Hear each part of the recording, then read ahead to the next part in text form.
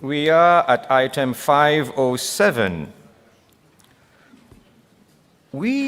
In line with what we voted in B4520, we voted that document some time ago, B4520, where we spell out what we mean by when someone is removed for cause. The phrase for cause, when this is used in policy, what does it mean? So we are adding that when this sentence is used in our bylaws, that's the GC bylaws, it also includes members of the General Conference Executive Committee. It is not only persons who are elected or appointed, but they are also members of the Executive Committee of the GC, because we are dealing with the Constitution and bylaws of this body. And then, for numbers 5 and 6, Pastor Chair, this is nothing new. It was already voted in B4520. We are just harmonizing the two texts because both of them deal with for cause. And there is one more item on this same page and under this same number. What are we doing here? Can you scroll up, please? What we are doing here, you can go on both pages at once. Thank you. More. No. I want to see both pages, if possible. If not, no worry. What we are doing here, Pastor Chair, is this. No, the opposite. Thank you. Perfect. What we are doing here is we are defining what a quorum of the Executive Committee can do. When it is 15, we can deal with routine items. And when we are 40, it spells out what we can do. But when you look at it in the section that is being proposed for deletion, it deals only with presidents of divisions and of general vice president. We therefore, Pastor Chair, want to expand this to include at least our three officers here, General Conference President, General Conference Secretary, the Treasurer, and the Vice President. So this is being recommended. On the next item, section 7, I will invite Pastor Ted to make a comment on this item, please. Thank you, Hensley and Brother Chair. Section 7 is being recommended to you from the Constitution and Bylaws Committee, and it went through AdCom to be deleted. Little background so that we erase any confusion you might have. This item, and as you will recall, I mentioned earlier that the North American Division had requested items in policies to be looked at. I was very careful with my wording. I hope I was careful enough that there were implications. They did not request that this be removed.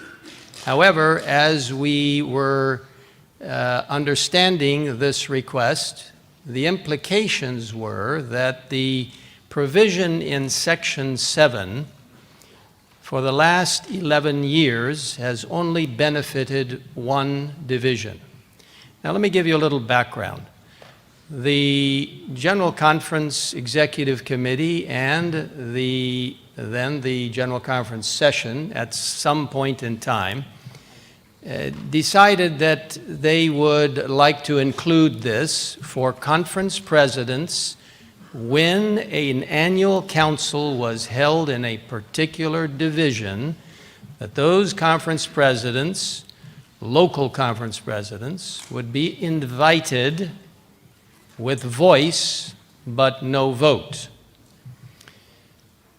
The practice of the General Conference for some years has been to hold annual councils, this is in some decades in the past and some years in the past, to try to hold annual councils in different parts of the world to make the world feel like it is part of that world family. So we've had upwards of 2 annual councils per quinquennium in various places in the world. Some of you will have been at those.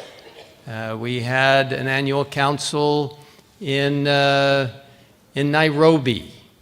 One was held in Mexico City. Another one was held in Toronto. One was held in Rio. One was held in Bangalore in India. Another one was held, in fact, I think maybe two were held in Manila. In the year 2008, it was looked at in terms of where these annual councils have been held. And in viewing that, they realized that the Euro-Asia division had not had the opportunity of receiving an annual council. And so it was deemed that Kyiv, Ukraine, would be a good place to hold that meeting. However, in that year, or leading up to it, I should say, perhaps, there was considerable instability in the hotel prices and ability of the hotels to actually guarantee certain rooms and prices. And so it was decided to change the location to Manila. Some of you may have been in Manila in 2008. Just as a matter of interest, not that it has anything to do with our vote, how many of you were in Manila at annual council in 2008? Okay, well, a fair amount of people. That was the last time we held an annual council outside of North America. Now, last quinquennium, in discussing with my colleagues, GT and Bob Lemon, Bob, are you here? Bob has been here. There he is on his favorite last row. Although Bob usually kind of sat over that direction, I'm not sure, but anyway, welcome. In discussions with the team, we wanted to do something special, and we decided to try and hold it in a particular part of the world, which I will not mention to you. We looked at one place that wasn't appropriate. We looked at another place, and it was going to cost us $1 million to hold it there. So we decided against that. So we've not held an annual council outside of North America since 2008. The local conference presidents who have been invited, because the Secretariat invites them, sends a letter, invites them, have been attending the annual council on their own travel expense. The General Conference has not paid for that. In looking at this situation and this setting, we have also recognized that for the future, at least the foreseeable future, we do not anticipate holding an annual council in the future, at least in the foreseeable future, outside of this building. And why is that? Every time we hold it, and even when we held it in Battle Creek, although outside the North American division, it will undoubtedly be more. I would almost guarantee that.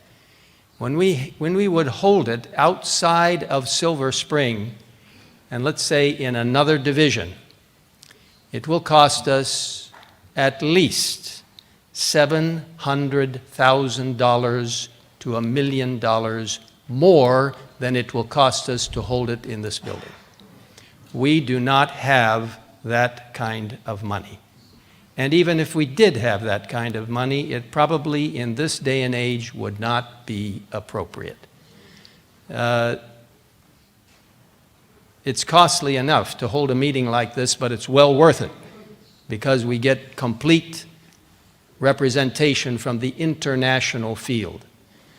But to try and hold it outside of this building, it will cost us considerably more.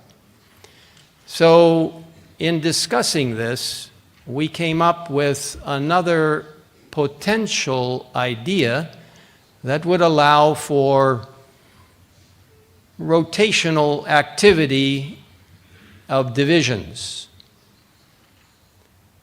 However, in reviewing that with the division presidents, it was unanimous that we recommend to delete Section 7 because the cost factor borne by local fields, by unions, and by the divisions eventually would be excessive. Since we are now in the General Conference working towards a smaller financial footprint, and we'll be taking up that item tomorrow afternoon, Monday afternoon, tithe percentage revisions or adjustments. It's a policy item.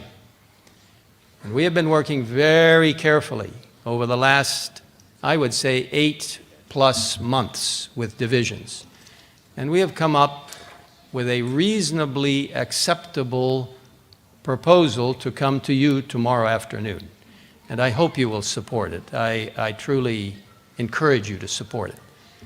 But given the fact that the General Conference is going to be receiving essentially less tithe, and you'll see next in tomorrow afternoon's session, less tithe, we are needing to reduce our financial footprint of our budgetary items at the General Conference.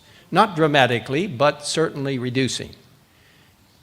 And so we will be engaging in that. I think Pastor alluded to that when he explained about the appointment of Bettina Krause and that we are not going to fill the assistant director position. So we are looking carefully at how to reduce our financial footprint. And given that aspect, we certainly are not going to be recommending holding an annual council outside of this building for the foreseeable future.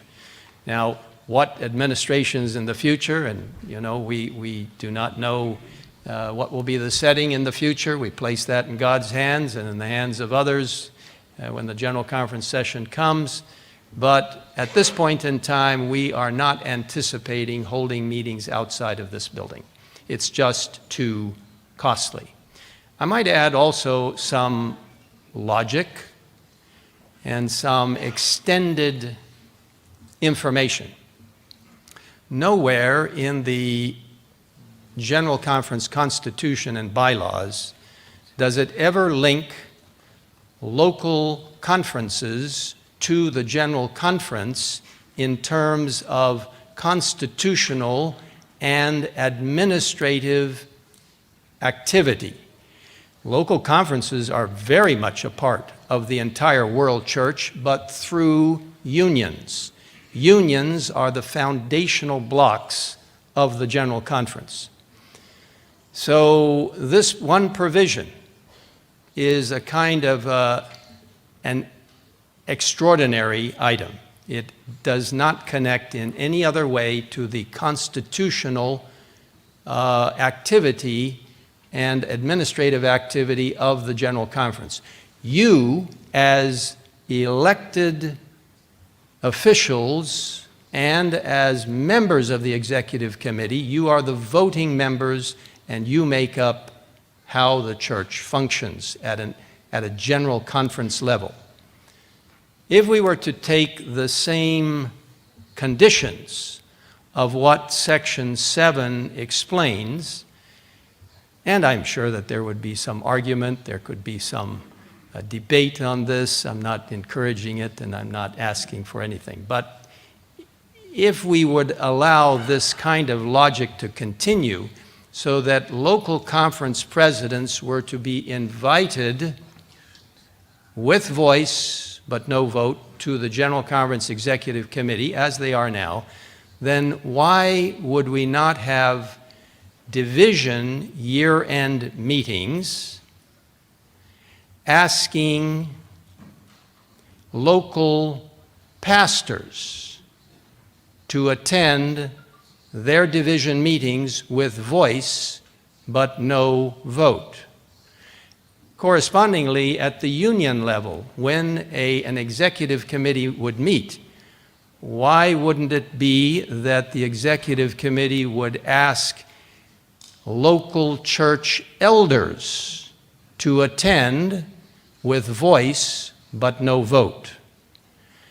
At the local conference executive committee, by extension, and I understand you might disagree and have some other construct, but why wouldn't the local conference invite every member to come to the executive committee with voice but no vote?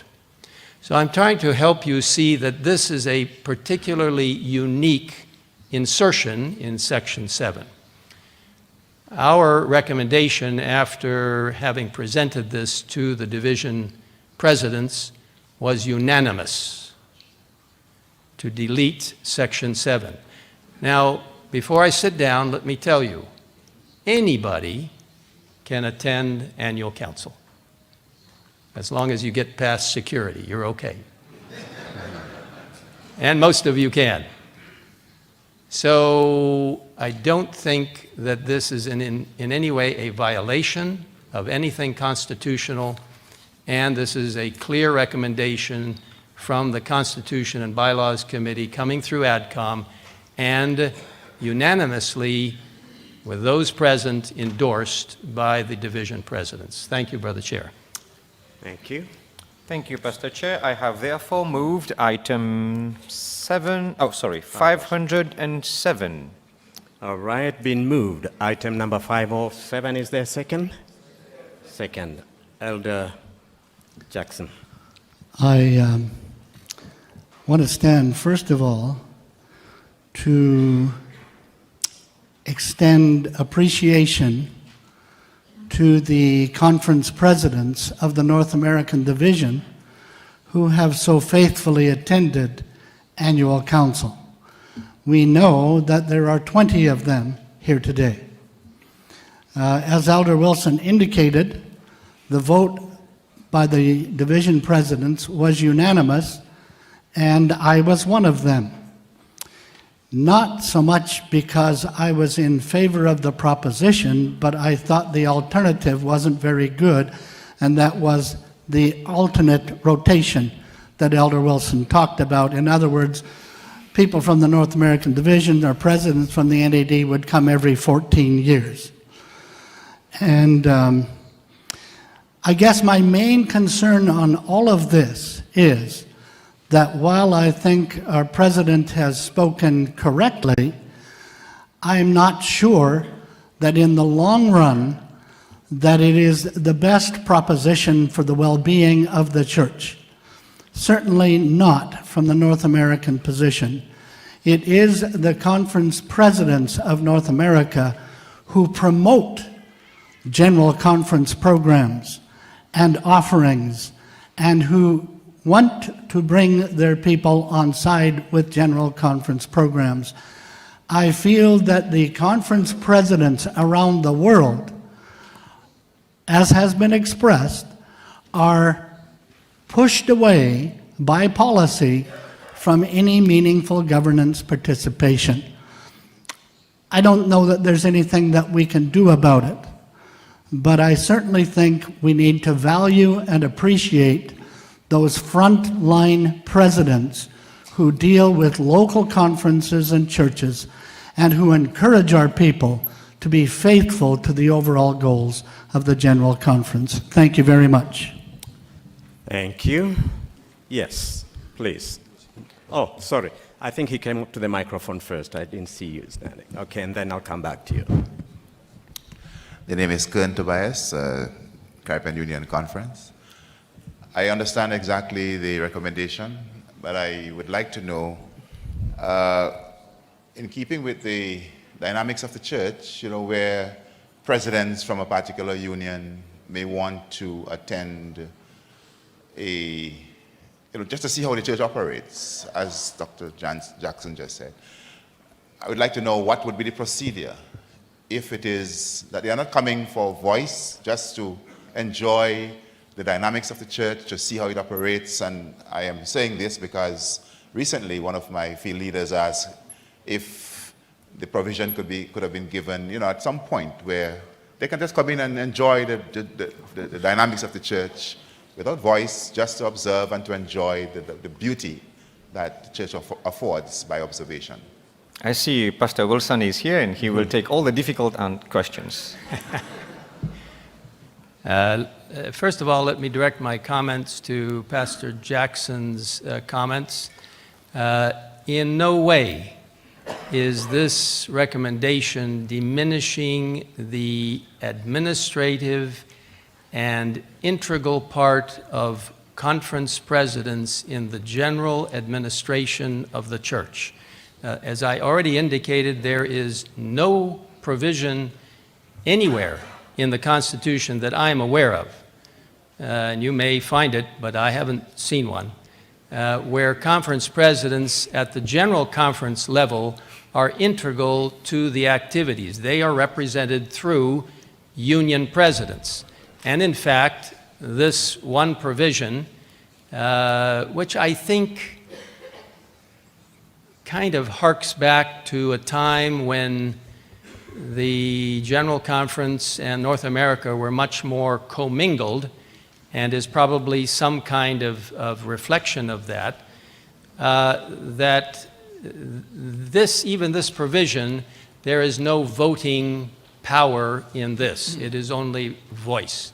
And that was accommodated for those who were coming, and it was accommodated for all those other places where the church went for its annual council.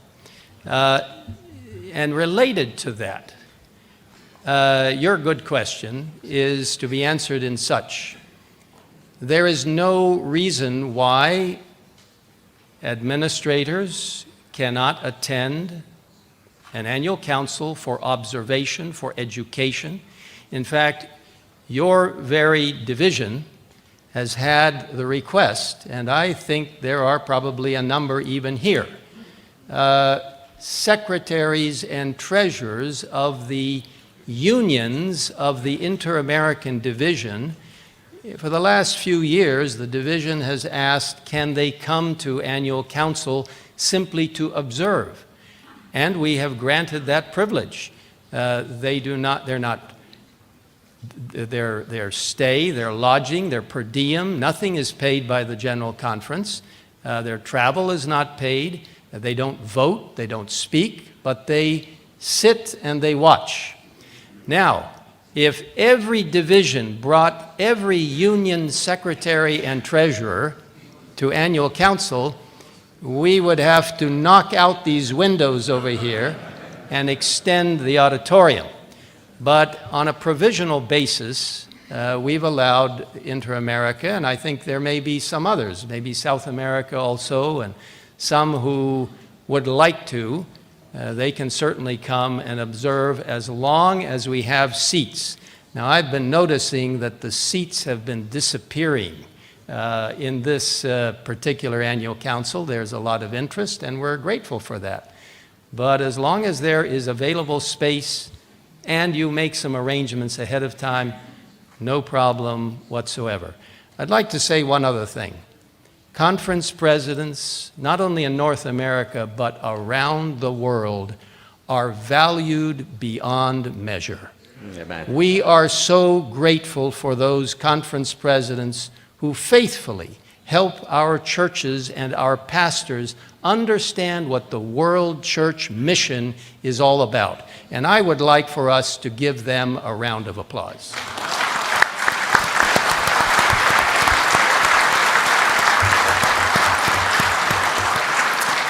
All right, I'll turn the time to the gentleman.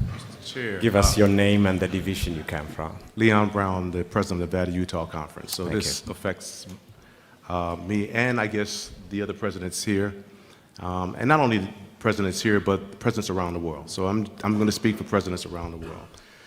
The genius of our system is that the conference president is in a lot of ways, the last connection, as it were, to the membership.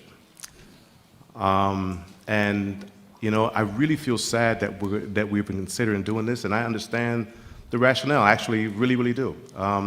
but I'm really concerned about it for several reasons. I'm going to talk now just about North America. Today, we're going to take this action, and if it passes, and we pass an action on Wednesday that we're considering, we're sending a signal to North America. We're going to send a signal to North America that is a very, I'm going to say, interesting signal. Because what we're saying is we no longer want the presidents to be in this office, in this building, doing this meeting, and we're going to take another action to 2 union presidents. That's a very, very interesting moment. I would rather say, if you're going to do this, delay one, but don't do them all at the same time. Because you've got people, we've got young people, and we talked about this last week. You've got young people that are watching what we're doing. They're listening. You've got thousands, you've got 1 million members that are sitting here and they're watching this process and they're concerned about what's happening. These people, no matter what, they've been faithful in returning tithes and offering to this church. They've given $1 billion. And last year, last couple of years when we've seen this, we see pastors in tears when their kids have given up on this church.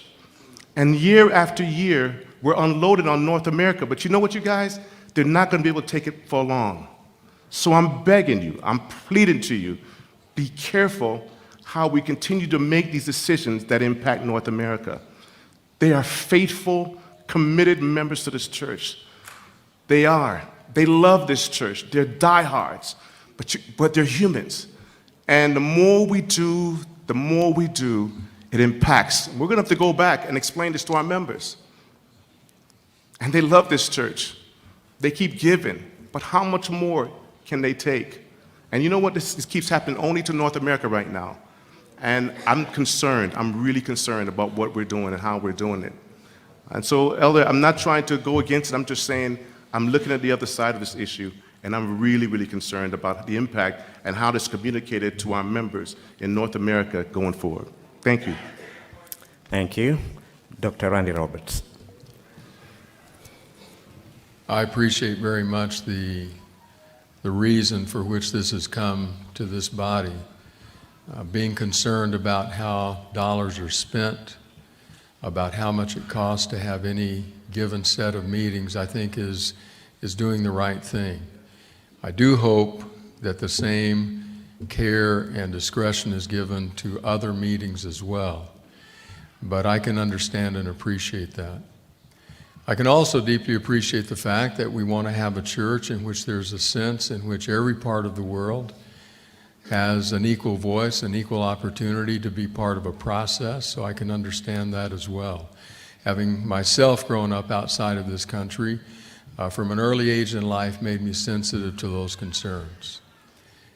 I am truly concerned about one element of this. I think it's a subtle subtext. I trust that it's not an intentional subtext, but I think it is a very clear one. And that has to do with ecclesiology. Just who is the church?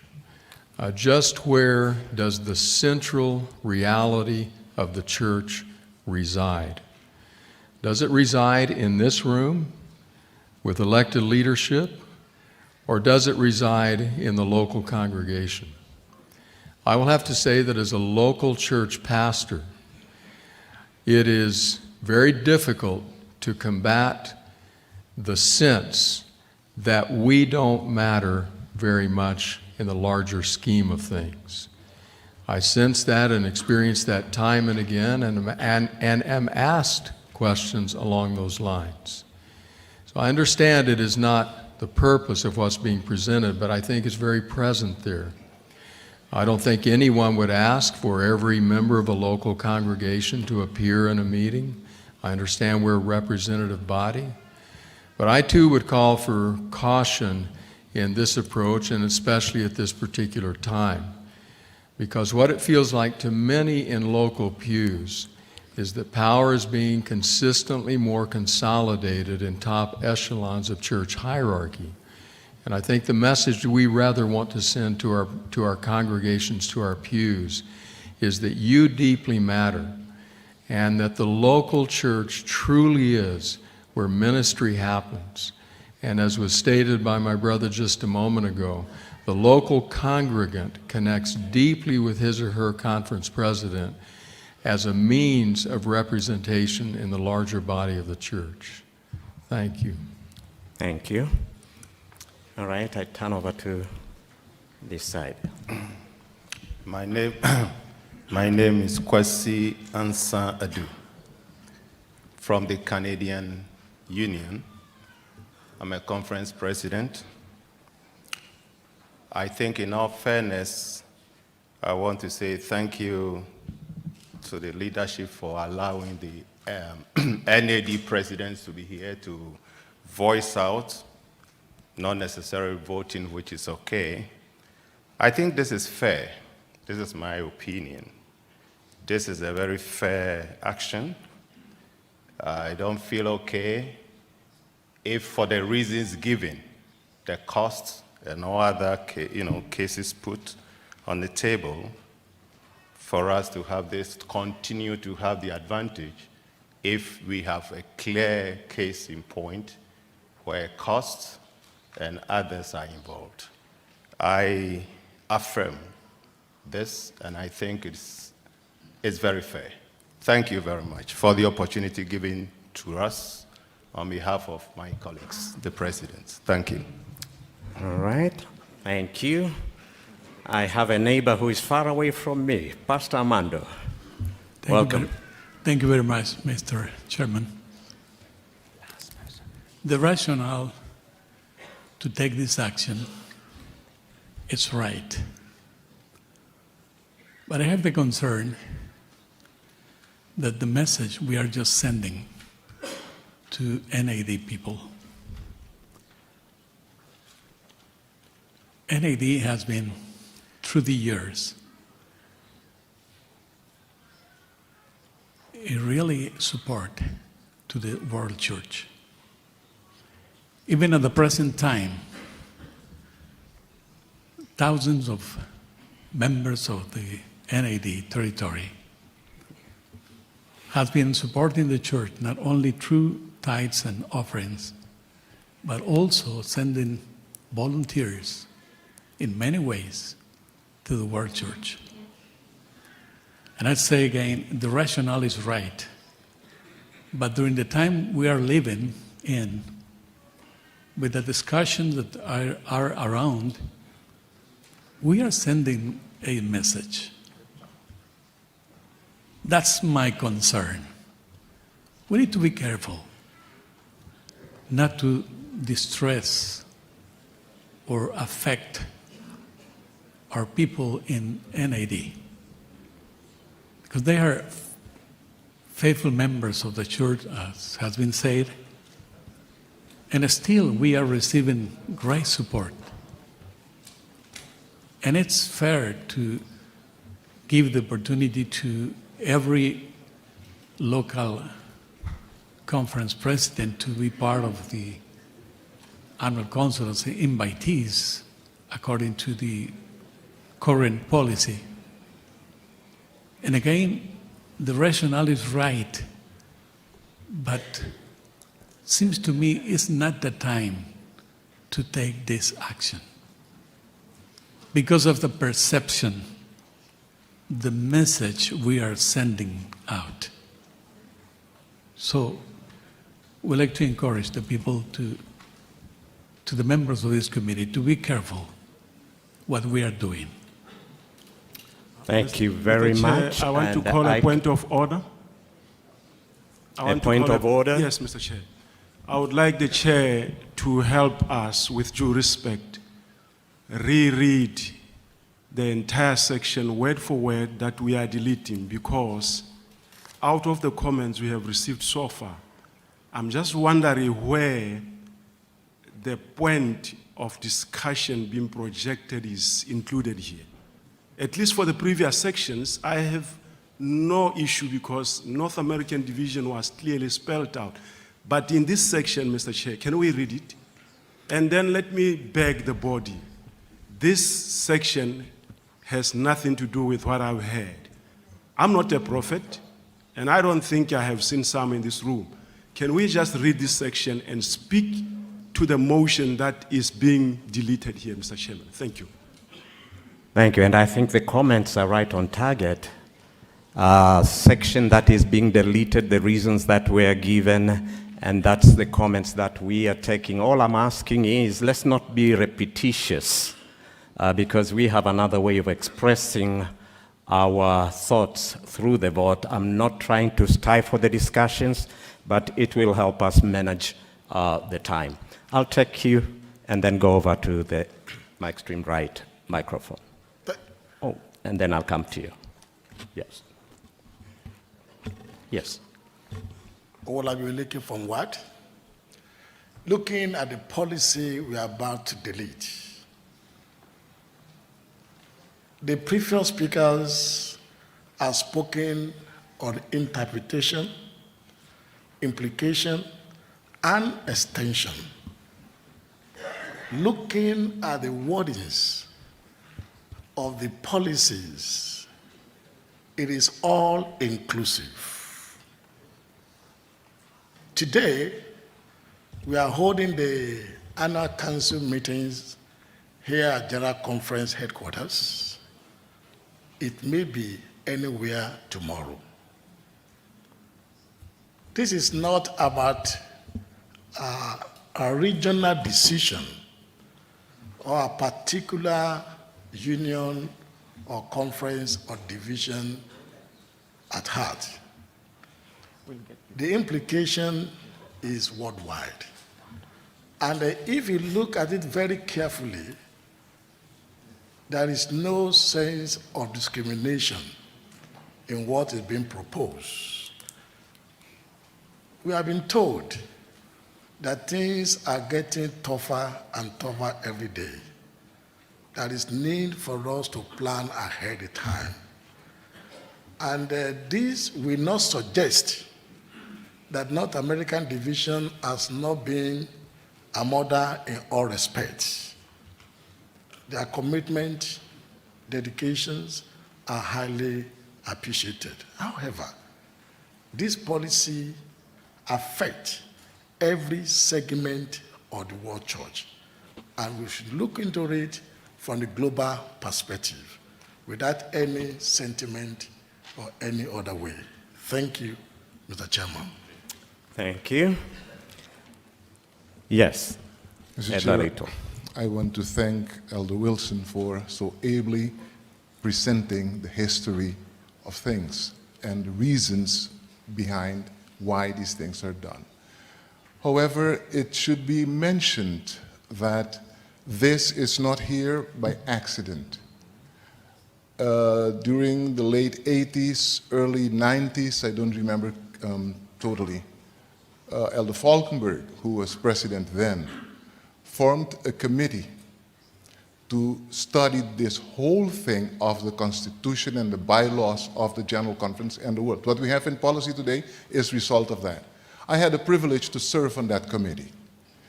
Before then, union presidents, even though members of the committee were never invited to come to the committee from around the world. And all the North American Division union presidents and conference presidents were members of the committee. When it was decided to invite all the union presidents all the time to annual council, the committee decided it was too much. And therefore, we went through the very, very painful decision to exclude the North American conference presidents from this committee. It was very painful, but it was done in order to make room for the union presidents from around the world to participate regularly as we do it today. And I can sense the same pain again as we are dealing with this thing.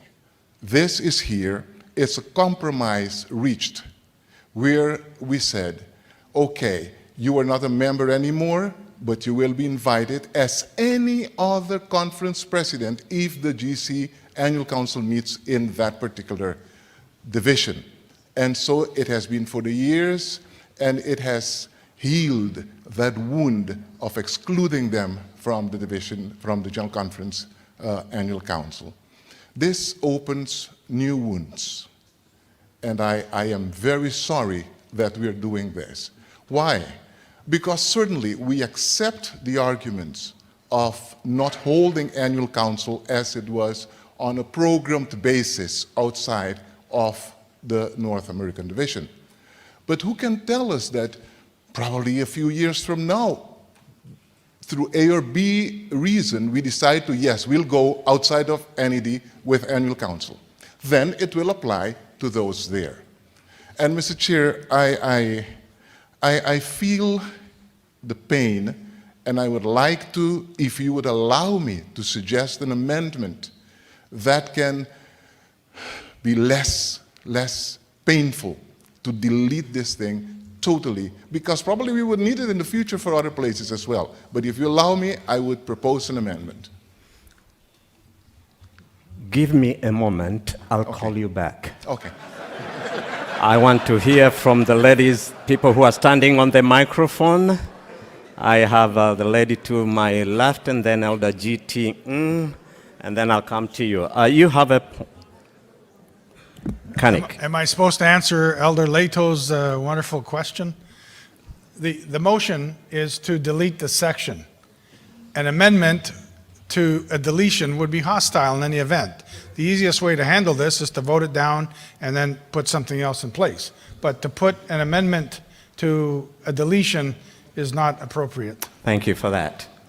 We'll take note of it. Yes. Good afternoon. As a youth, you know, we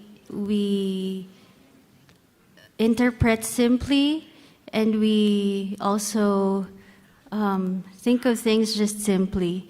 So by deleting this, we are thinking, of course, we understand that these meetings and inviting so much people costs a lot. But just this morning, we were listening that mission first and then worry about money later. So, yeah.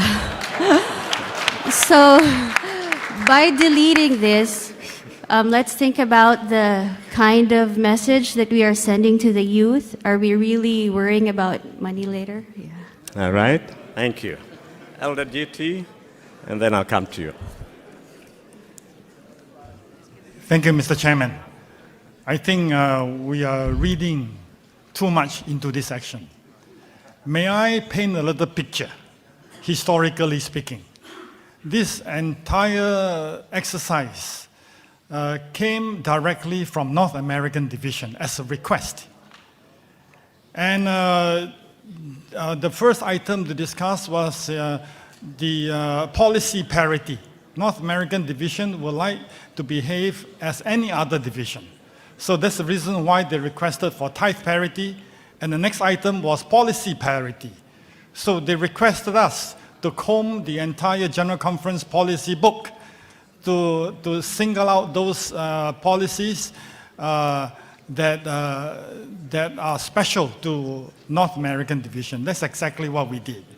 The first item under the discussion, under this exercise, was to eliminate the position of Associate Secretary, the position of Secretary of North American Division to be the Associate Secretary of the General Conference. You see, that was the beginning.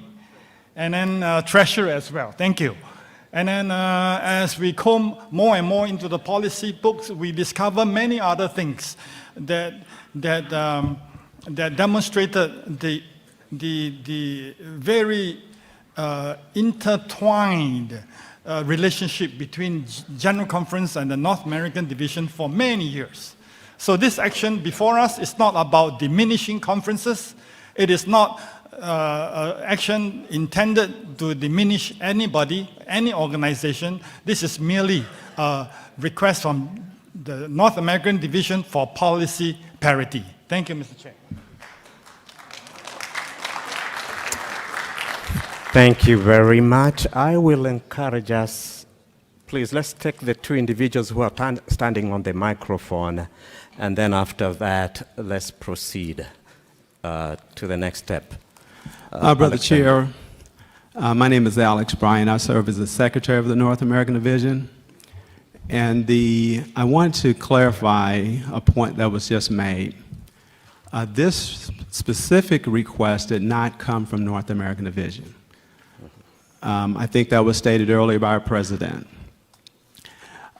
We did ask for 2 specific items in our motion, in our vote from the North American Division, and we specifically stated the Secretary position of the North American Division and the Treasurer position to be reviewed, because in our opinion, in the climate that we're in and the discussion we're having in parity, that was not parity. We also asked for that same action to be looked at with the mission offering. And then we asked if other policies would be reviewed. We were called and asked specifically about this policy. And we stated that we did not, that was not a part of what we were requesting, and we felt that the timing was not good based on some of the comments that you've already heard. And one of the reasons is because we did not feel this specific policy said anything about North American Division. It specifically was a global policy for wherever the General Conference was held. I happened to go to my first annual council in Manila in 2008, the one that Elder Wilson just addressed. And I met two of my friends who I went to seminary with were conference presidents in the Philippines who were there as invitees. And so we did not look at this particular policy as being a part of the request from North American Division because we did not think it was specific to North American Division. And I just want to make sure that that was clear, that we did make requests for others, but we did not include this specific policy. Pastor Chair, can I say something? Yes. Just in response to Alex's comment, as the Secretary of the Constitution and Bylaws, as well as the Secretary of the Policy Review Development Committee, what Alex has said is perfectly accurate. We have started reviewing some of the policies. These are not all the policies. This committee is working on others.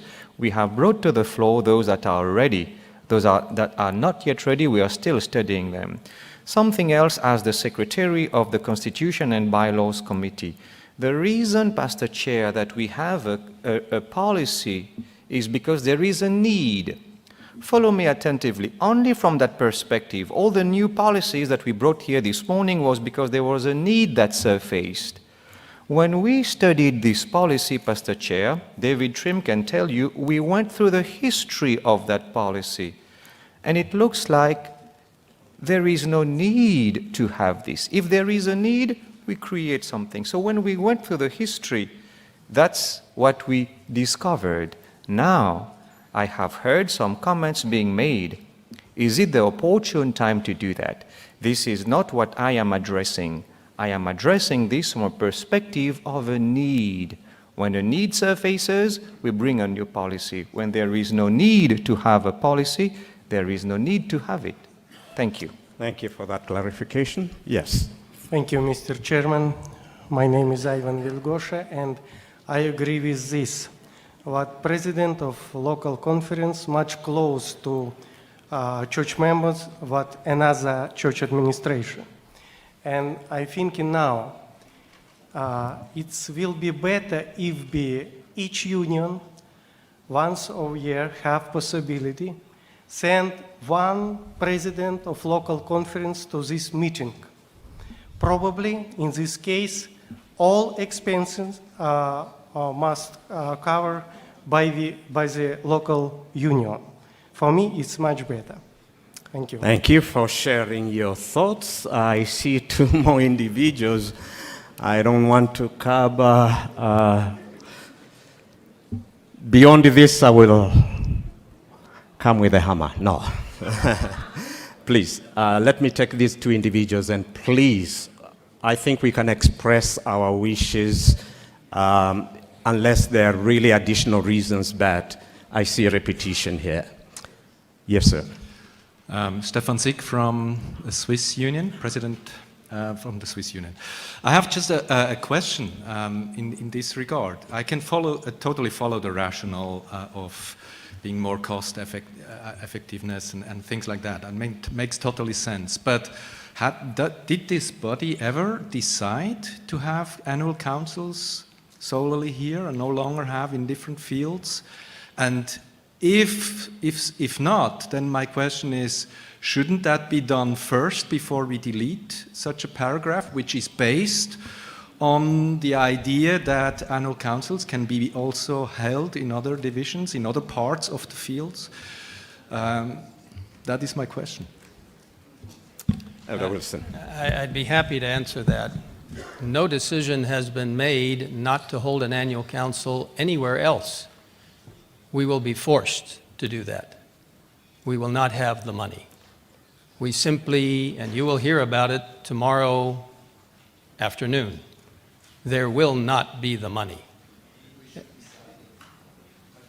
I think the biggest issue is tomorrow afternoon, not whether we're going to hold an annual council in another part of the world. I don't think anyone should discount the fact that maybe there will be an annual council sometime.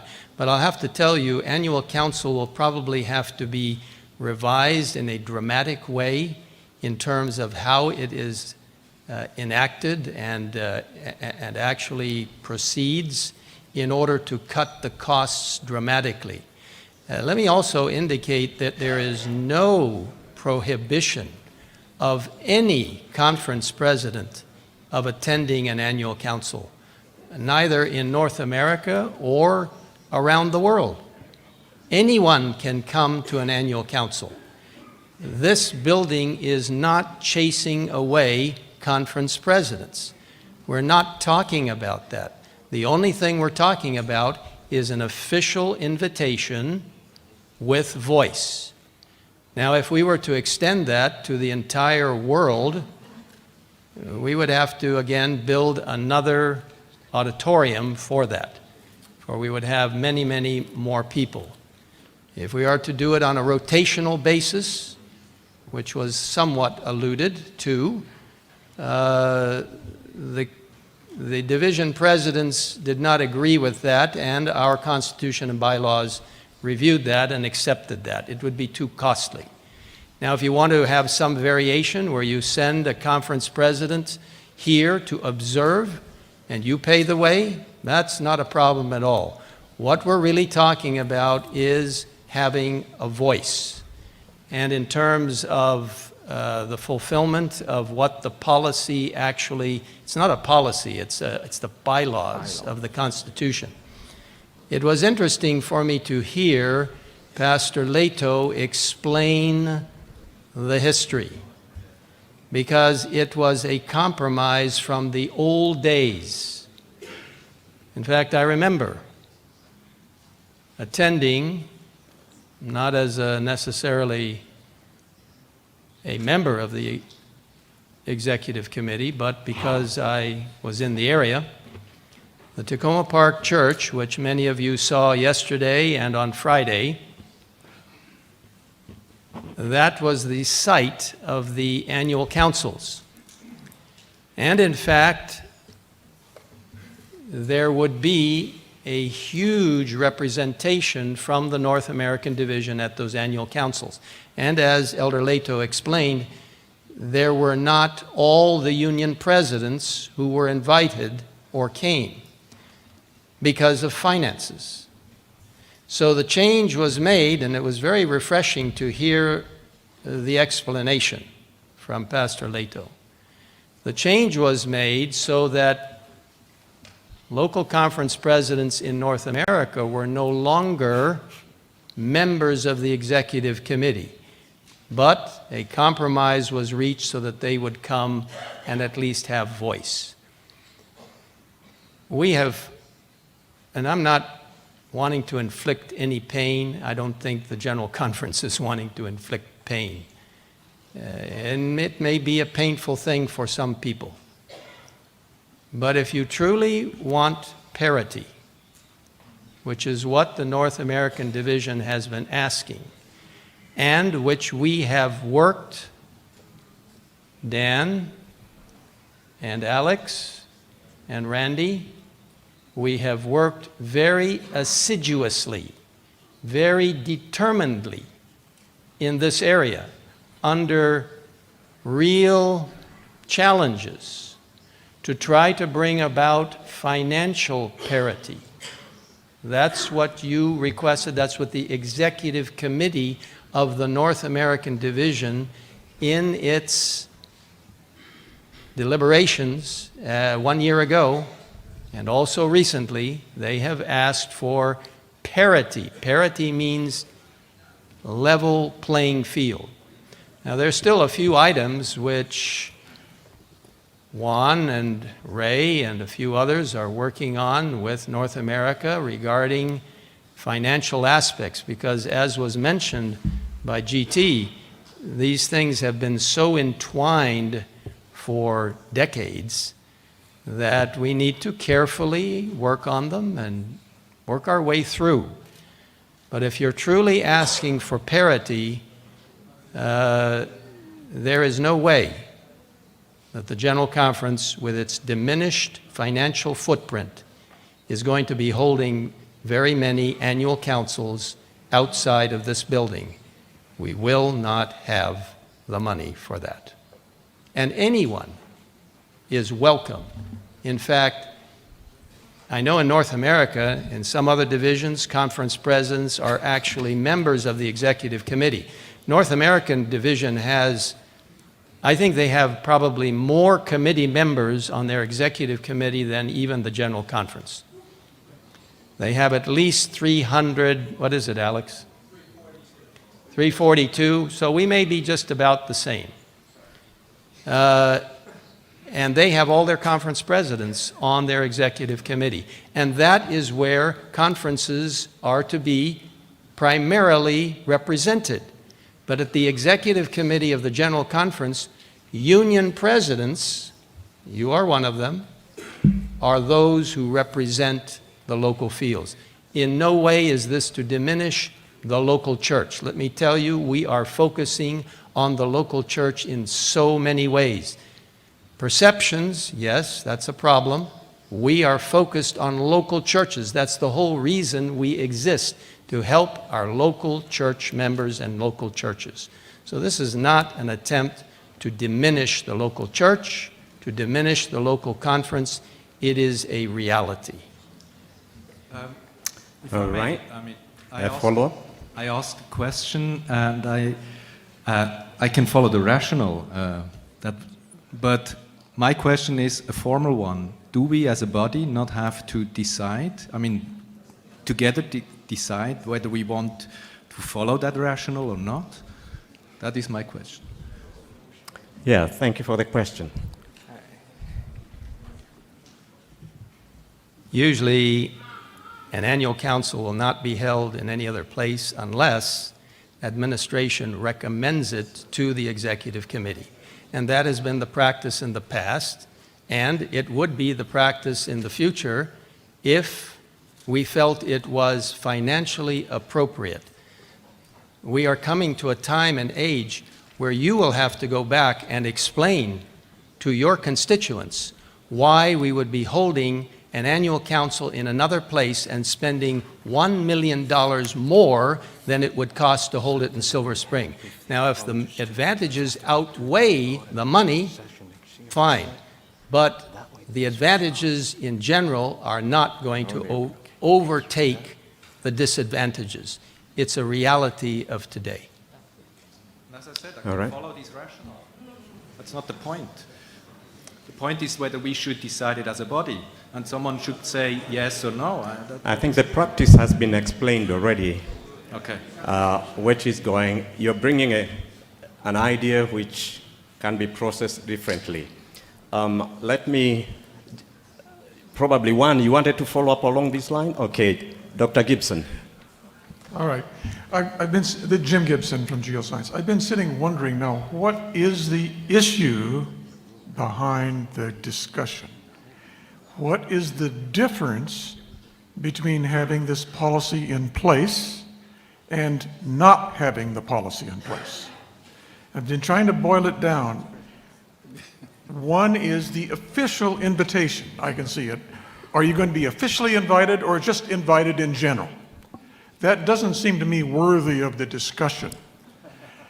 The other issue is, do you have voice or not? So am I correct that really the fundamental issue at debate here is whether conference presidents should have voice or not. Is that the issue that we're concerned with? Let me turn over to Hensley, and then I'll come back. Mr. Chairman, this is not a policy matter. This is a constitutional change. Whatever this body votes will then go to the floor of the General Conference session to be voted on by the delegates at the General Conference session. This section you will see again in 8 or 9 months' time. This is a recommendation from here to a General Conference session. And you're right, the issue is whether or not the local conference presidents have the right to stand up and speak. Okay, thank you. That's the issue. But as those invitees, they also receive an invitation from Secretariat to actually come to the meeting. All right, Elder Juan Presto. Thank you, Mr. Chairman. Just standing here, some parts of my speech have been already given. But I regret the ambiance. I regret the environment in which this recommendation is being interpreted. And I regret it because I believe that the intent here is not to silence anyone. However, there is an element of fairness in this. For as long as annual councils are held here, the voice of the North American Division presidents is heard because they have the right. If there's a delegation from another division, conference presidents from another division, coming here for annual council, whatever the number is, they would have to be silent, so to speak. You understand what the issue is. There is an element of fairness here. I figure that you're almost dragging us into the discussion for tomorrow afternoon. Okay? Because this is an isolated point that in the context of the bigger picture, it would be better understood. This entity is not going to have the funds to be able to respond in ways that it is using, that uses that response at the present time. Right now, and I understand that conference presidents pay their own way. We don't pay for them. They come, they participate. At least that's the understanding I have from my colleagues in Treasury.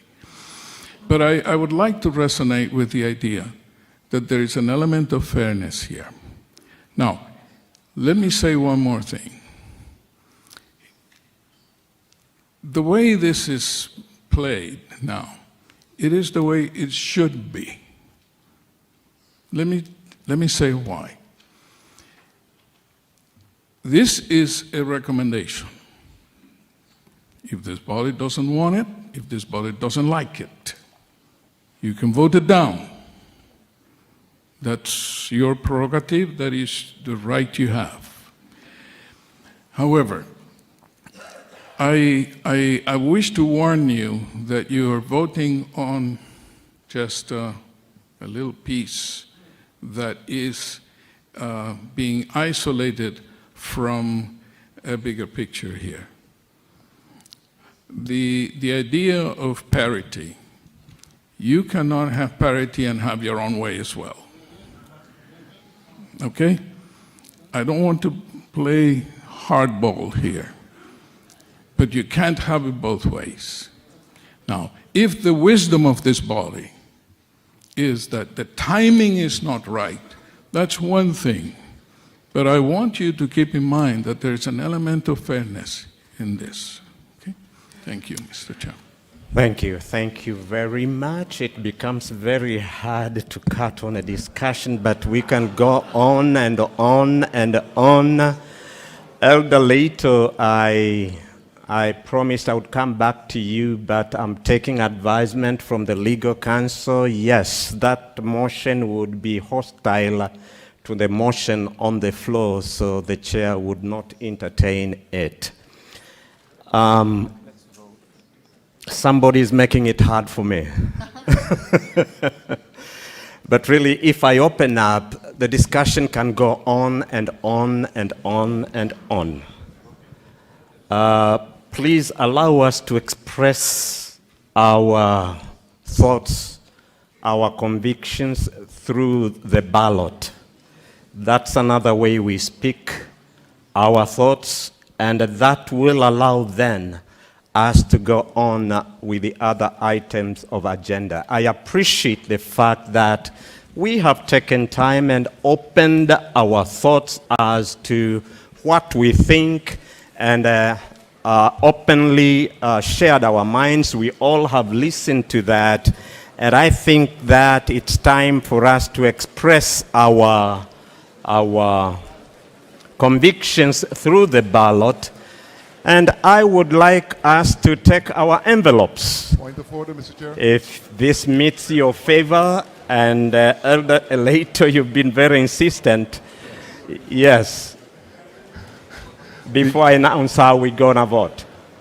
May I? The motion I wanted to present was, let's table this and take it up at another time. Well, I thought I understood you differently at that time.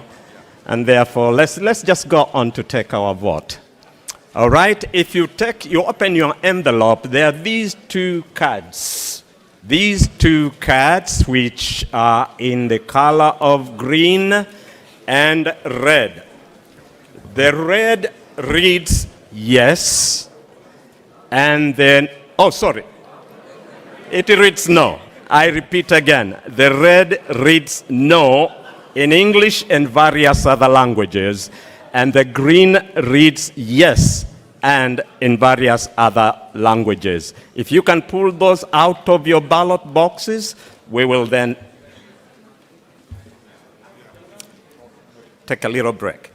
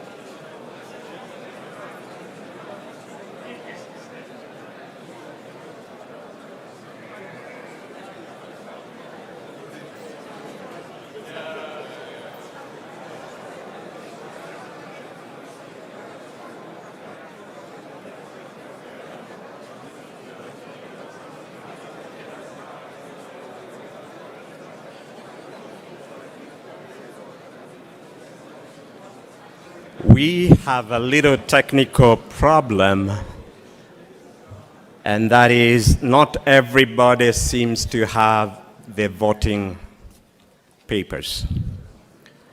And maybe I can And add, therefore- Pastor Chair, yes. with your permission. Yes. It looks like when you checked in late in the business center, the system was down. Therefore, you were not given your envelope. And this is the only way we have to ensure that only people who are entitled to voting can vote. That's the only, we could ask you to raise your hand, but we cannot check that. We could ask you to stand, but we cannot check that. So it's because of this technical challenge, Pastor Chair, that you will be the one to guide us. At the same time, your attention please. At the same time, we are working diligently to ensure that those who are not able to check in, those who came late, can get the envelope because they will use it later. Thank you for your indulgence. It's next to Pastor Chair, the floor is yours. The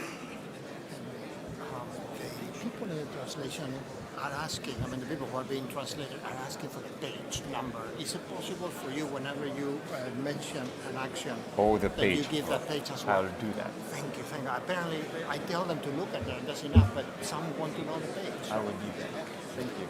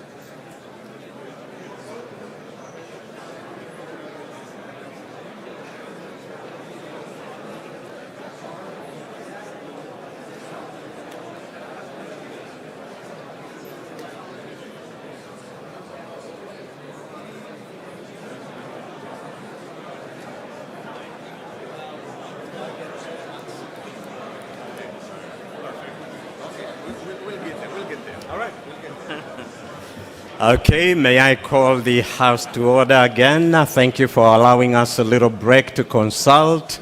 And I see there are two individuals on the microphone, and I would like to take the first one, please. Thomas Müller, Union President from Denmark. It was a point of order. I heard a motion to table the discussion. Was it either table or table it to tomorrow? Doesn't that motion supersede the original motion? You are very right, and we will take that motion at this point. Before I go there, yes. I was going to make a motion to table until we could get the voting devices for tomorrow. All right, it's been moved. Is there a second? Okay, the motion is the motion to table, which means there will be no discussion at all. No discussion at all. This matter, if you vote yes, we are not going to continue with discussions, not taking votes on this matter. But if you say no, then you open room to further discussion and go on through the process that will carry this motion to the end. I want to repeat again. The motion is to table. If you accept the motion to table this motion, there will be no further discussion. There will be no further processing of the agenda the motion that was proposed, the main motion, let me say, that was proposed. But if you vote no, then the discussion can't continue, and the processing of the main motion will continue. Do I need to repeat that again? Yes means stop to all the discussion on the main motion. Stop to all processing that goes with the main motion. But if you vote no, then we have opened the door for further discussion and even the processing of the motion. Just a point of order, Mr. Chairman. So who's voting? Point of order, Mr. Chairman. It's the members of the executive committee alone. And I will explain how we will proceed with the voting if we get to that. But on this... Mr. Chairman, I call a point of order. This whole thing, I'm speaking as a member of this executive committee. It frustrates me. In all material fairness, we have been talking about following a simple procedure of sticking... Please, what a point of order is. Your point is not a point of order. Yeah, but Mr. Chair, let me express myself. Earlier, it's not a point of order, my friend. No. A point of order. Read the rule book. A point of order. Yeah, I know the point of orders. Mr. Chair, you say there are no cards. You are saying we are going to vote. How? The motion on the floor right there was not, I was not intending to take that by card. And that is the motion to table that has been made. And we will go right now to take the motion. Is there a second to the motion? I thought there was. Okay, we will do that by the raise, indicate our wish by the raising of hands. And please, this is only members of the executive committee. We want to emphasize, please let it be only members of the executive committee. Okay, and the divisions, please, division leaderships, make sure that it's the members of the executive committee who will take action. I would request us, if you don't mind, members of the executive committee, please stand up with me.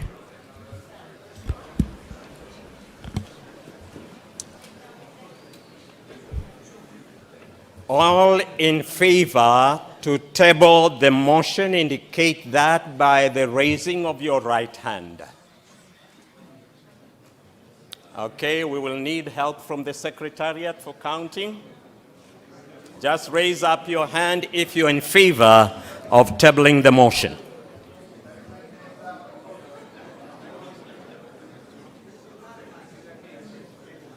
Just raise up your hand if you're in favor. Keep your hand up.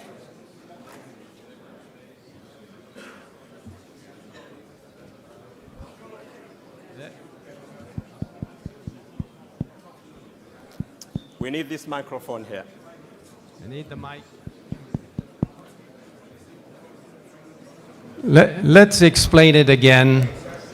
I think we need to explain it again. And you can vote, that's not a problem, but let's explain it again.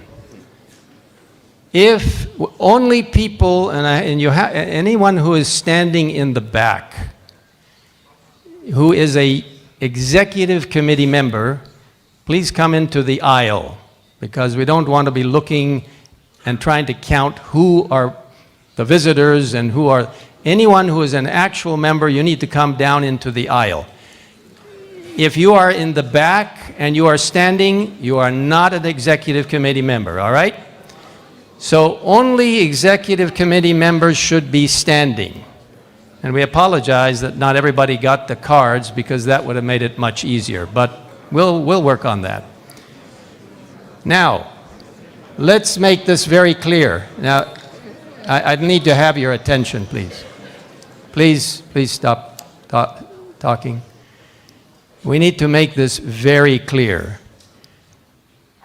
Tabling a motion means you are taking this item and putting it off the table.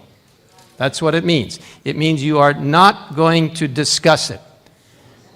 Now, you might discuss it if somebody brings it up again as a motion, but you're not going to discuss it now, all right? And the vote right now is that if you want to do that and take it and put it off for another time, could be tomorrow, could be next year, could be any time, then you will vote yes.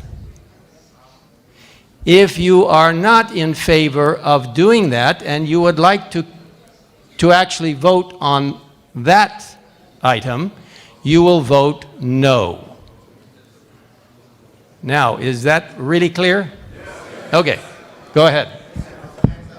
And we're going to do it with hands. All right, those counting, let's repeat that again. All in favor of the motion of tabling, please raise your right hand.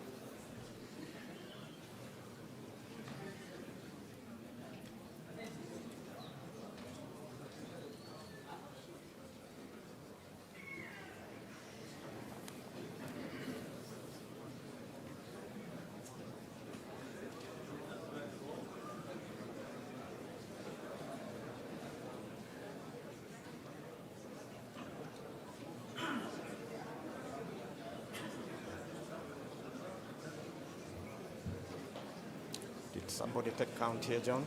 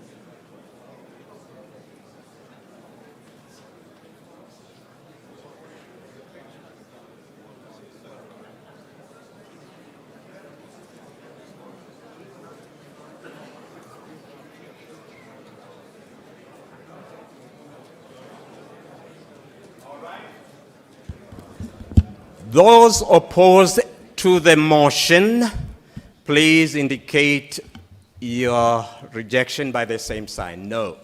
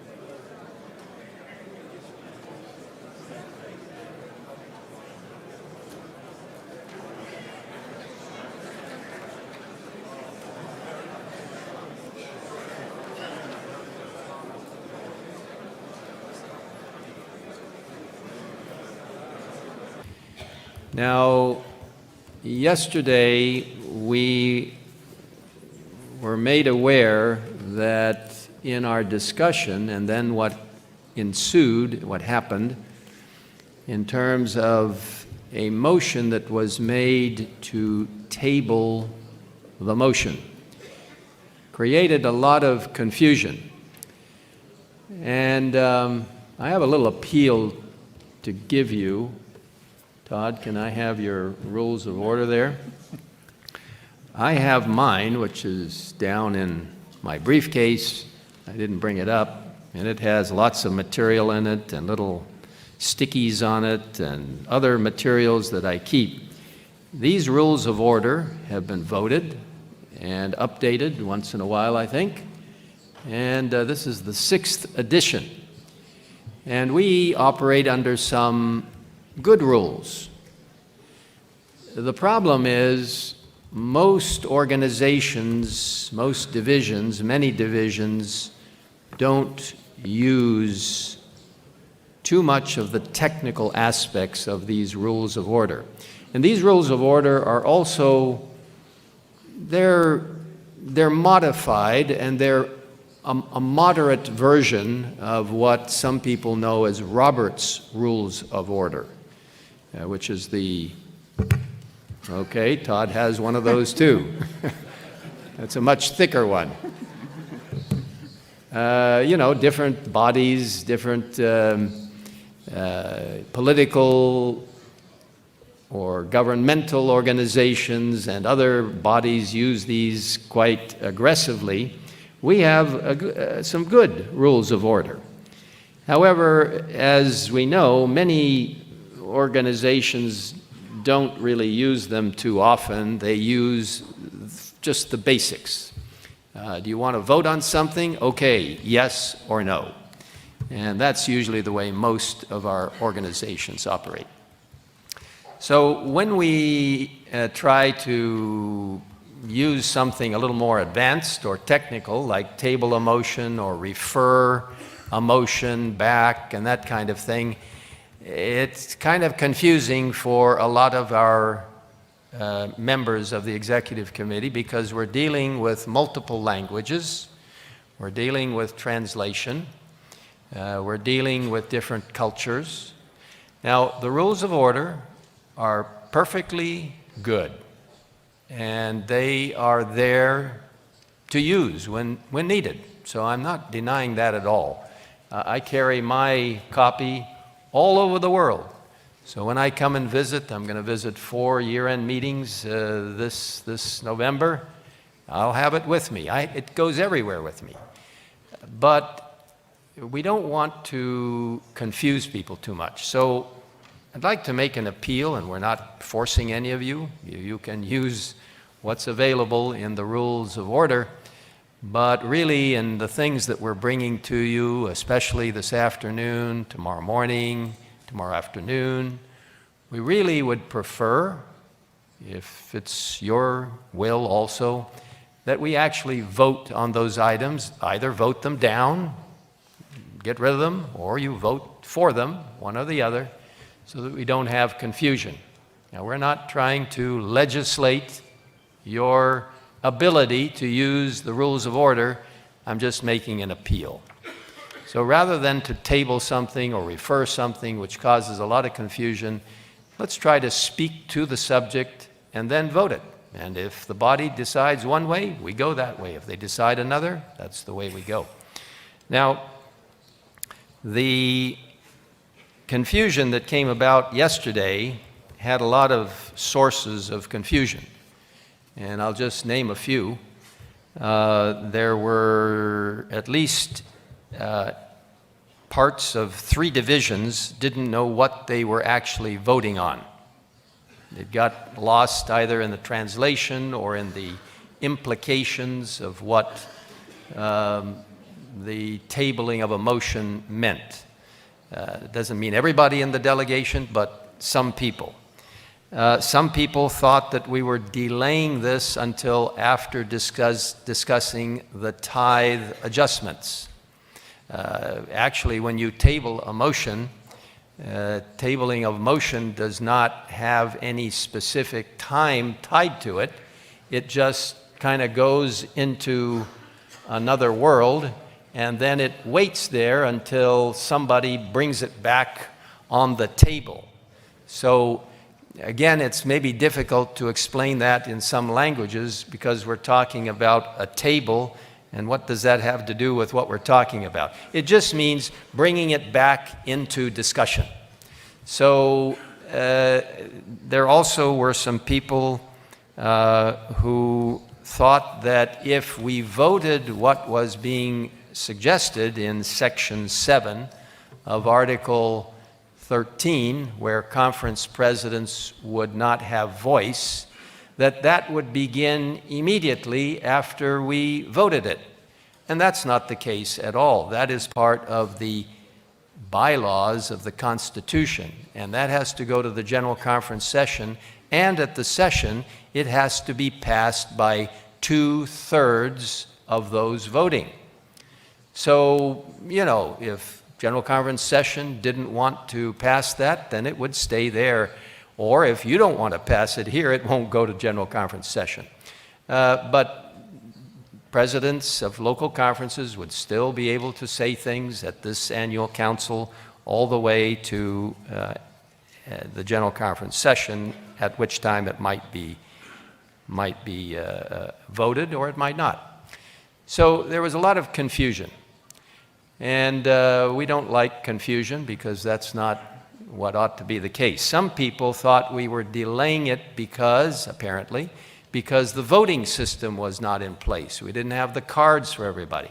Now, I checked last night with Hensley, and everyone who has registered should have their voting cards. So if you don't have your voting card and you are an actual member of the executive committee, you need to immediately find someone in secretariat in the General Conference, and you need to tell them, I don't have my balloting envelope. But everyone should have it now. And everyone should also have the ballots in case we use secret ballot. And remember, again, it's an interesting process, you have to tear those ballots and use one and then throw the other one away. And you have to make that decision. You can't just fold it and put it in, because then the machine will not accept it. So those things can be explained again by chairs as we move ahead. We do intend to bring to you tomorrow morning the untabling, if I can say it, bringing back the motion tomorrow morning. And we hope there will be no confusion. Our legal counsel, Karnik Dukmetsian, will be explaining to you with a PowerPoint what that means, because before you can even vote on the actual recommendation, you have to agree to bring it back from that place where it is and bring it back for discussion. So that's the first decision you have to make. Do you want to take it back, and do you want to discuss it? If you do want to do that, then you'll vote yes. If you want to leave it up there for some future time, then you vote no. But he'll explain all that to you tomorrow morning. And then we would, if you agree that you want to discuss it again, then we will actually discuss it, and then we'll vote on it. So we're going to do that tomorrow morning. We want the Holy Spirit to be with us now, especially for today as we take many serious items. We want the frontal lobes to be working well. What a marvelous presentation we had by Ross Grant. We've had wonderful worships every morning. Amen? Amen. And the Lord intends for us to fulfill John 3, verse 2, that He wishes for us to be in health even as our soul prospers. Physical and mental, spiritual health. I want to ask now that you find a person next to you, near you, one person. 3 of you, okay, but short prayers, asking that the Holy Spirit be present and that we have clear thinking in all that we do, and that truly we will be gracious to each other. Let's pray, and Pastor Biaggi, you will have someone pray at the end of that, and please designate. Pastor Rafat Kamal, if you're so kind at the end of the session to pray, the president of TED. Thank you so much. All right, let's turn to that person near you and let's pray earnestly.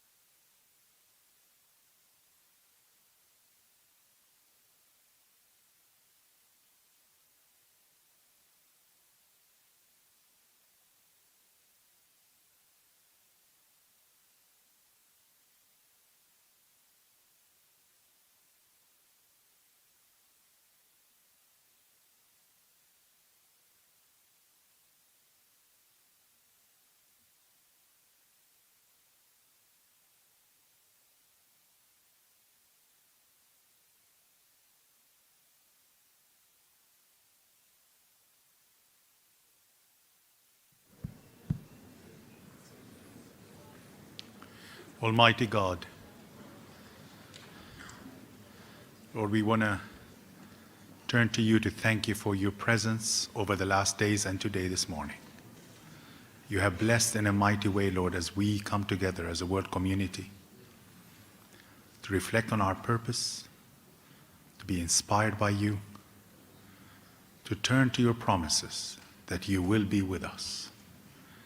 As we continue our journey, Lord, dealing with various items, we pray for a spirit of humility, Lord, wisdom, guided only by your Spirit, that we reach the right conclusions. And we do this in your name. We pray in Jesus' name. Amen. Thank you so much, Pastor Rafat Kamal. And to start our session, we want to come back to our Constitution and Bylaws agenda that we analyzed 2 days ago. And for us to be guided in the process that our church follows, we will invite Dr. Karnik Dumesian to illustrate us how this works. Please, thank you so much. Thank you, Brother Chair. Good morning, everyone. You will recall that on, was it Sunday? Sunday, 2 days ago. On Sunday, we took an action to table the motion that was on the floor. And you will recall Elder Wilson's explanation. I want to refer you to the General Conference Rules of Order. If you have a copy, you may want to look at it. If not, I believe there are still some copies at the back. Willie? Section 3A talks about tabling motions. A motion to table, you will recall, is used when delegates wish to postpone to a later time consideration of an item that has been moved. You'll recall while we were going through the Constitution and Bylaws that Brother Hensley moved a particular section. It was Article 13 as a whole. During the discussion, the matter was tabled for a later time. And so that action was taken to postpone discussion and action on Article 13. That is what tabling the motion means. Now, we've set it aside, we've postponed it. Now what do? Well, the next part of the motion is to take it off the table, to do away with the postponement and bring it back for further discussion. Taking a motion off the table is simply bringing back the previous business that was postponed for discussion. And so that is the proposal that is coming forward at this point. It requires a second once the motion is made. It can't be debated, simply requires a simple majority vote, and it can't be amended. If you vote yes to this motion of bringing it off the table, it means that we will have before us again discussion of the motion that was previously postponed. If you vote no, there will be no further discussion until such other time when you wish to bring the motion back. With this explanation that has been given, I move to take this item off the table. I have moved. Do we have a second? Thank you so much. Any comment? There is no comment. No debate. We will approve this motion by lifting our hands. So, all the ones that are in favor, lift your hand. Green card, green card. Okay, let's use the card to make it more visible. You have your envelope with your voting cards. So now all the ones that will be in favor will arise the green card. The ones that want to oppose, to bring back this item for our analysis and discussion, will vote with the red card. Are you ready? Okay, all the ones that are in favor, lift your green card. We will need to count. Secretariat can help us.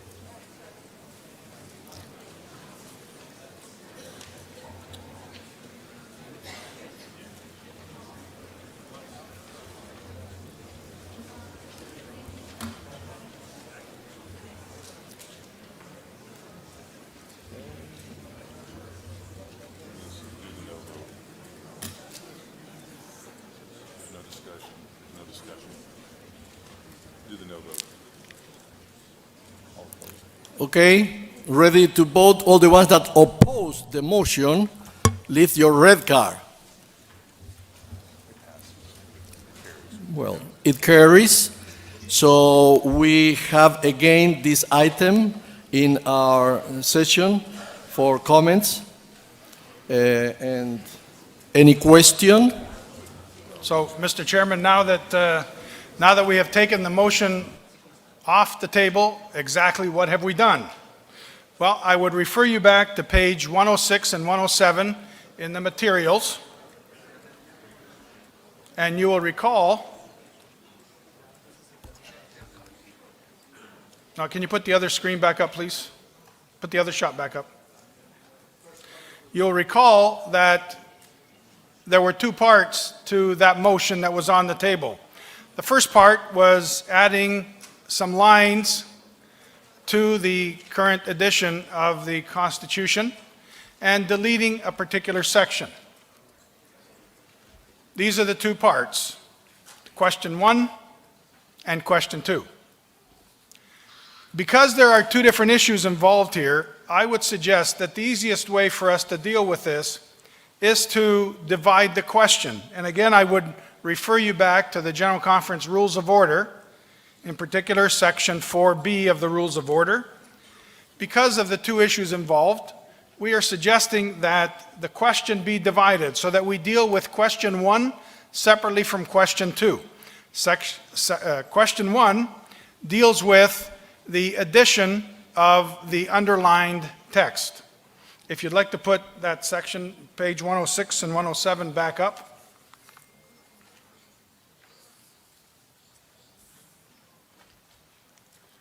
You'll see at line 21, the addition of the words, "or from membership on the General Conference Executive Committee." At line 25 and 26, theft or embezzlement, conviction of or guilty plea of a crime. And then again at the bottom of the page, line 45, the election of the General Conference President, Secretary, Treasurer, Chief Financial Officer, and Vice President. And on the next page, the deletion of Presidents of Divisions. So my suggestion, Mr. Chairman, would be that we divide the question into two, dealing with these additions and deletions initially in the first part, and in the second part, dealing with the deletion of Section 7. Thank you, Dr. Carnick. Because of translation, we need to be clear that we understood the item, the proposal now to be approved is to divide first part and second part. So, Thank you, Pastor Chair. I believe it is crystal clear to each one of us. We have taken you to the pages in your document. We will divide this into two. I therefore move that we divide these into two distinct sections. I have moved that, Pastor Chair. do we have a second? Thank you so much. Any question or comment? Ready to vote. So all the ones that are in favor, you will use your green card, please. All the ones that are in favor to divide this agenda item. Let me do that. All the ones that are in favor to divide the agenda item, green card. Thank you so much. All the ones that are against, red card. Is approved. So let's move forward.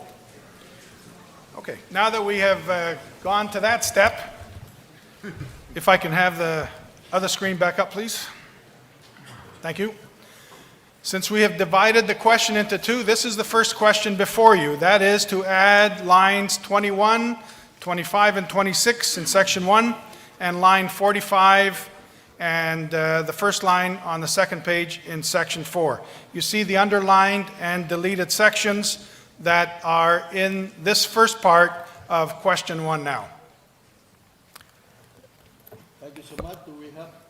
Do we have a proposal, Hensi? Yes, Pastor Chair. I want to make it abundantly clear to you. Can we go to your document, please, Sherry? This is page 106 and page 107, item 507 on your agenda list.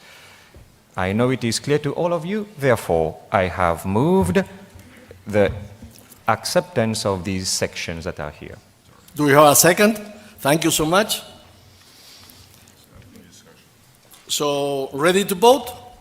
This is something important for us to have in our Constitution and bylaws. All the ones that are in favor, lift your green card. Thank you so much.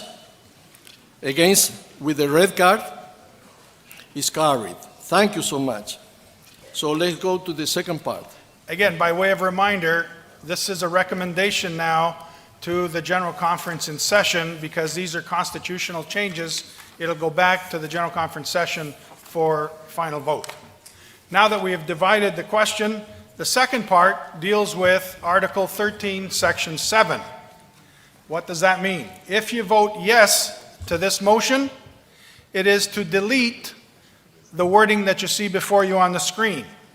If you vote no to this question, then the current wording will stay. If you vote yes, it is deleted. If you vote no, the current section stays as it is. Thank you, Pastor Chair. May I ask Sherry to bring us back to the document, please? Thank you. I therefore move, as per recommendation, to delete Section 7 as it appears on the screen. I have moved that, Pastor Chair. Thank you so much. Do we have a second?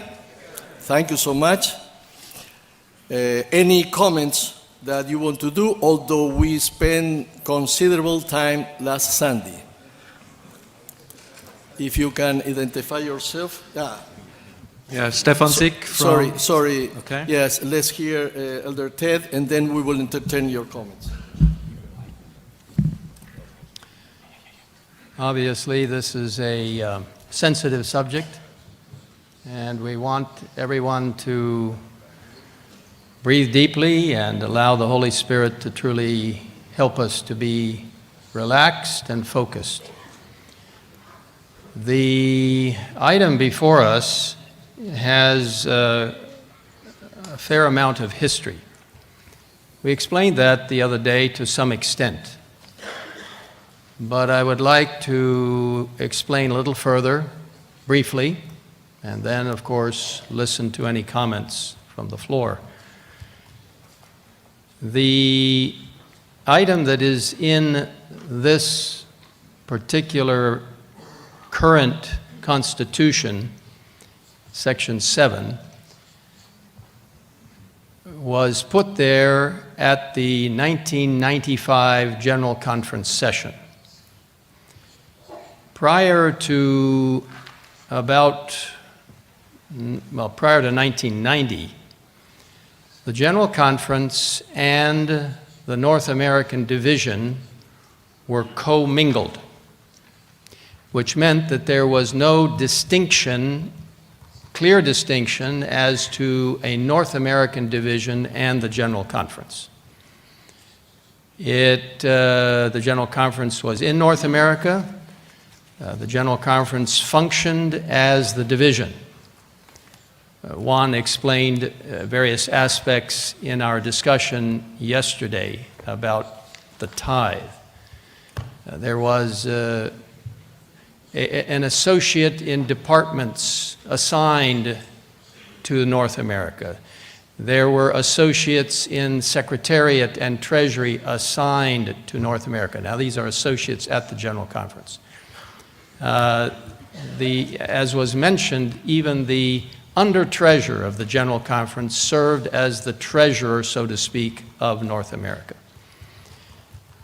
There was no president of North America. In fact, if you look in the Constitution, you will find the name Vice President for North America, not Vice President of North America, Vice President for North America. So prior to 1990, the General Conference and North America were inextricably linked and connected.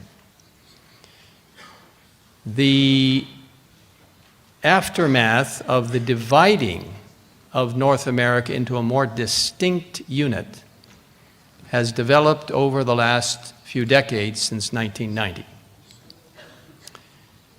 The item which is before you is a kind of, as you heard the other day, someone indicated, it was an accommodation to provide for people, local conference presidents to attend, and essentially the prime beneficiary would be the North American Division. I'm just giving you the facts. I want to make a very clear statement. The other day or the other 2 or 3 weeks ago, when we received information from the North American Division regarding the items that we have already voted on in the Constitution or in the bylaws regarding the Secretary of the North American Division being also an Associate Secretary of the General Conference and the Treasurer of the North American Division being an Associate Treasurer of the General Conference, that was a direct communication and request from North America for us to do that, and we had talked, of course, about that before. And then they sent the request. I want to make it abundantly clear, the North American Division did not ask for us to delete Section 7. Let's make that completely clear. What they did ask was, and this was something they produced, we had not talked about that, they asked that all policies be looked at in order to create parity for North America in relation to other divisions. By extension, that also can be applied to Section 7. North America did not ask for that, but by extension, we can look at that. The discussion we had the other day, also someone asked, why don't we as a body decide where to hold General Conference, Executive Committee, Annual Councils? And the answer is you do every annual council. In fact, you're going to do it today or tomorrow when you do the consent agenda. The consent agenda includes a particular section that is called authorized meetings.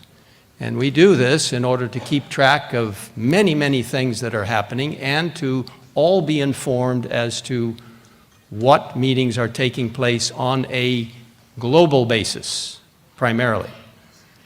So every time you approve those authorized meetings, you are approving, just as you will. I don't think we've taken the consent agenda. We did it already. So you've already voted all the items in that section for 2020 and even beyond. It goes up through 2022. And you have approved already to have the General Conference Executive Committee meet at Annual Council here in Silver Spring. Now, the Constitution actually says, either the Constitution or the bylaws, indicates that the Executive Committee, it actually spells it out, it's very interesting. It says the Executive Committee will meet at the headquarters unless a majority group decides, that means a majority here, I would understand it to mean that, or a majority of a smaller group that has a quorum that decides to hold it in another place. You can read it for yourself in the Constitution. So essentially, we always hold annual council here. The only time that we will hold annual council in another place is if administration brings it before this body, generally speaking, and says, for this reason, this reason, this reason, we want to hold it in another place.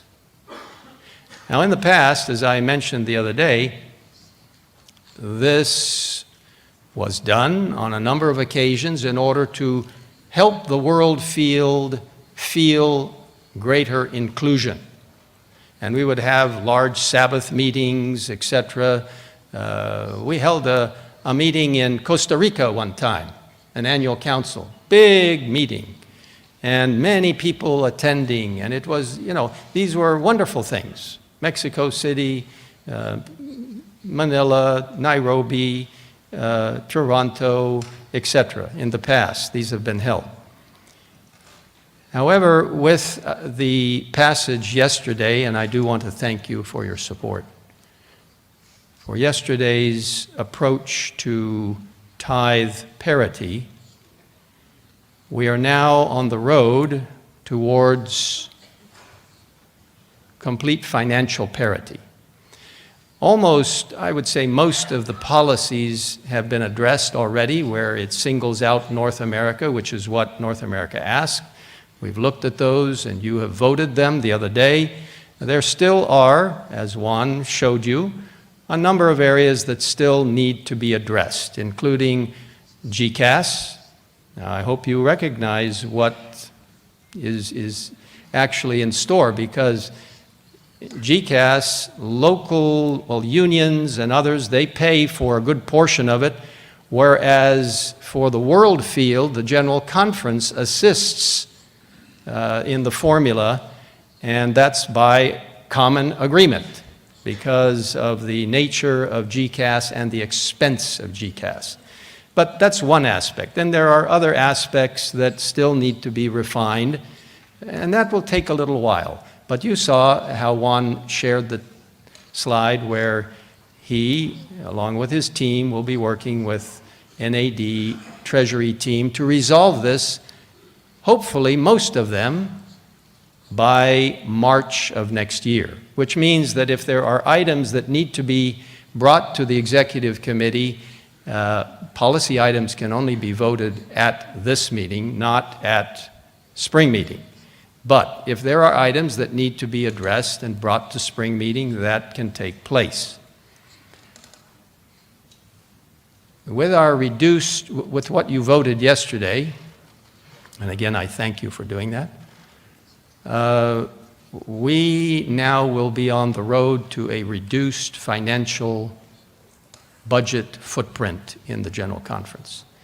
The chances of administration bringing to you a recommendation that we hold a meeting, I'm just going to choose a place that nobody controls, of holding our 2023 Annual Council in Antarctica. The chances of that are almost zero anyway, but the chances of us recommending that, if there was a suitable, hotel, are greatly diminished because of our reduced financial footprint.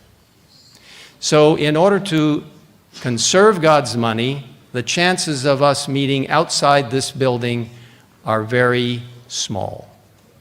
Which means that if we keep Section 7, and I don't want you to misunderstand me, we're not trying to be mean. If we keep number 7, Section 7, it means that one division will be able to send local presidents. So we are suggesting, and this is coming from the Constitution and Bylaws through the Administrative Committee, that we delete Section 7. That does not mean that conference presidents cannot come to Annual Council. They can come.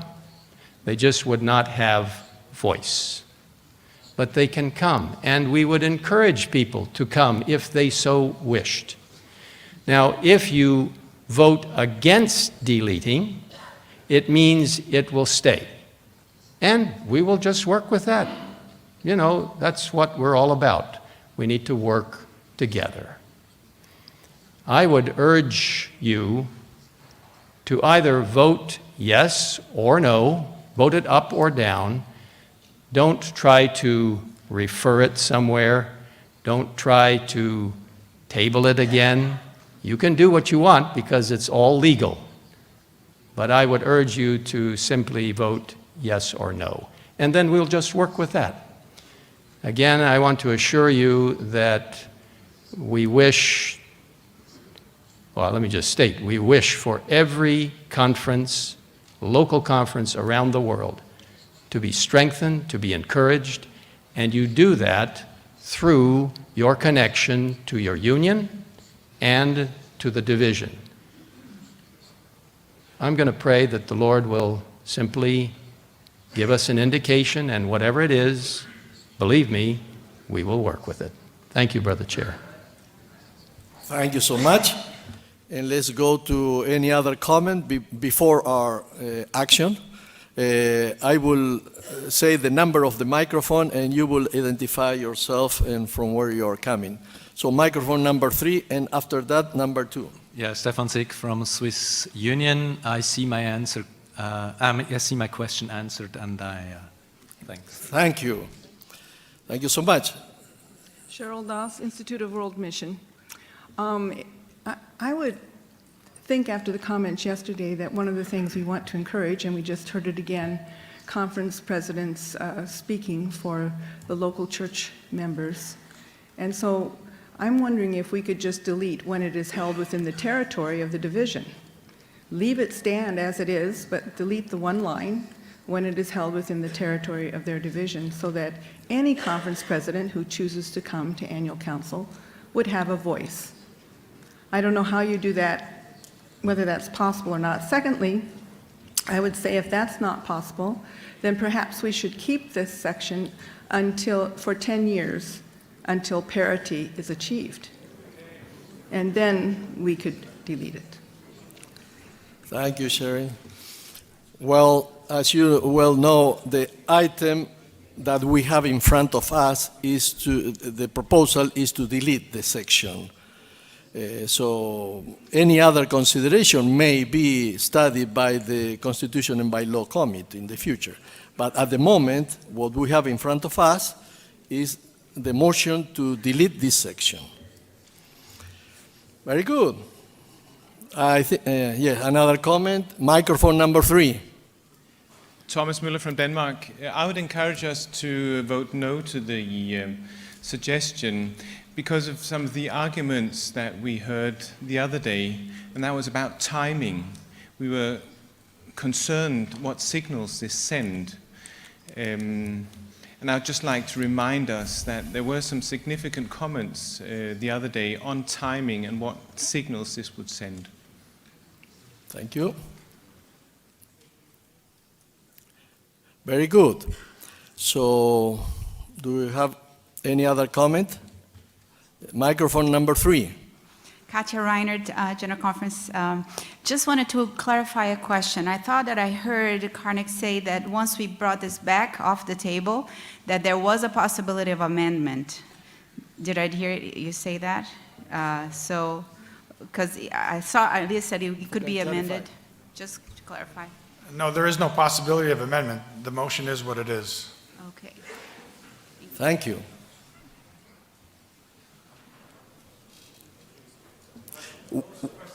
Question? Ready to vote. Very good.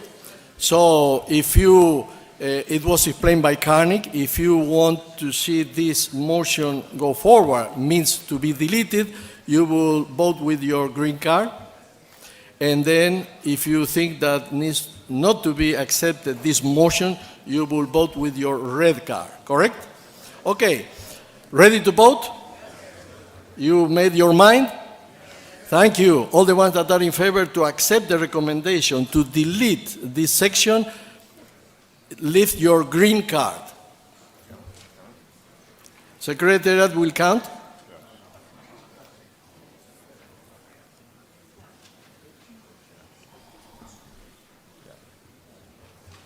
Keep them up so we can make a fast count.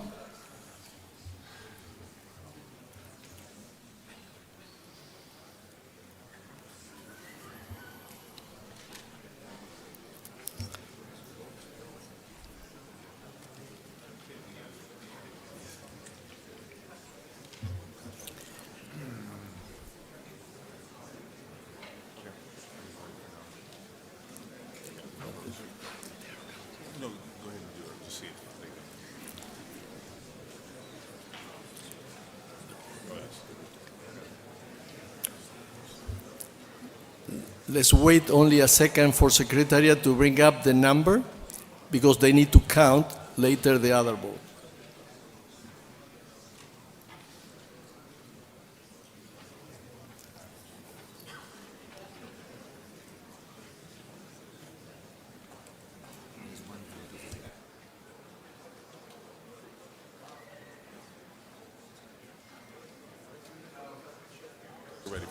You're ready for the notice. Only for you to remember that you should see in the back also some votes. Secretariat needs to take into consideration. Thank you. So all the ones that members of the Executive Committee that think we need to vote no, lift your red card.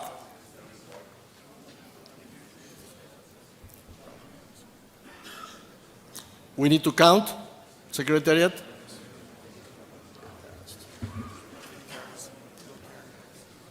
I'm sorry.